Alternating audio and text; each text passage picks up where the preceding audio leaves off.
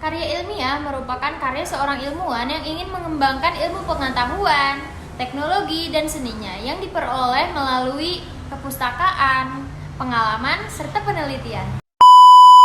Fungsi dari karya ilmiah itu terbagi menjadi dua.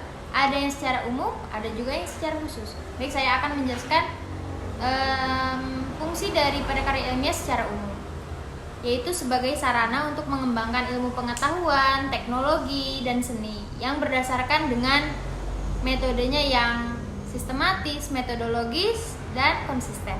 Adapun fungsinya secara khusus yaitu ada 3: penjelasan, ramalan, dan pengawasan.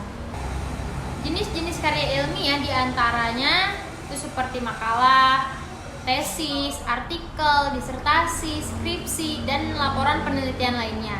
Di dalam buku karya tulis ilmiah yang saya miliki ini, karyanya dari Dr. Nana Sujana.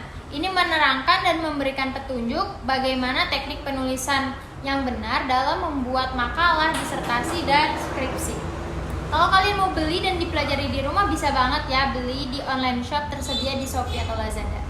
Adapun manfaat bagi penulis, yang pertama untuk meningkatkan keterampilan membaca, yang kedua untuk meningkatkan daya pikir yang kritis, yang ketiga untuk meningkatkan kepuasan intelektual, yang keempat untuk membangun budaya akademik, yang kelima untuk memiliki banyak sumber. Aku mau ngasih tahu cara membuat sampul depan atau cover untuk makalah ya, untuk membuat makalah. Yang pertama biasanya paling atas ada judul ya, contohnya misalkan membangun masyarakat madani.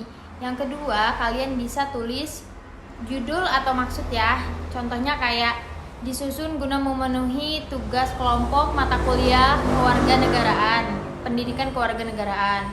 Dan bawahnya yang ketiga, kalian bisa nulis nama dosen pengampunya. Setelah itu di bawahnya kalian bisa tulis logo kampus ya. Setelah logo kampus, yang kelima, kalian bisa nulis nama kelompok beserta NIM-nya. Yang keenam, kalian biasanya tulis nama prodi, fakultas, institut, lalu tahunnya.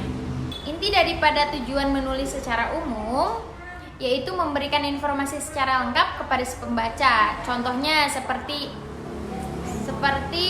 tujuan menulis untuk usaha, berarti kita bisa membuat dan menulis sebuah buku tentang motivasi dan buku profesi tertentu.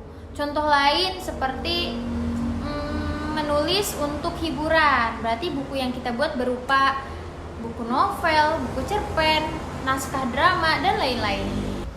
Hal-hal yang perlu kamu ketahui saat kamu mau buat suatu karya ilmiah, yang pertama harus adanya persiapan. Persiapan itu seperti kita mempersiapkan temanya, menentukan topik dan judul. Yang kedua, ada penulisan. Ya pastinya ada penulisan ya untuk yang namanya karya ilmiah. Dan yang ketiga itu review. Yang keempat itu ada publish. Publish itu seperti mengirimkan karya ilmiah kita, hasil karya ilmiah kita kepada kepercetakan atau publikasi lainnya, dan memantau hasil publikasinya. Jadi kita harus memantau perkembangan. Lanjut kepada tahapan dalam menulis suatu karya ilmiah. Apa sih arti menulis itu? Menulis merupakan suatu kegiatan ya, suatu kegiatan berkomunikasi berupa penyampaian pesan dan informasi secara tertulis kepada pihak lain atau pihak kedua dengan menggunakan bahasa tulis sebagai medianya. Saya rasa cukup sampai di sini pembahasan tentang karya ilmiah. Kurang dan lebihnya mohon maaf karena saya juga masih belajar.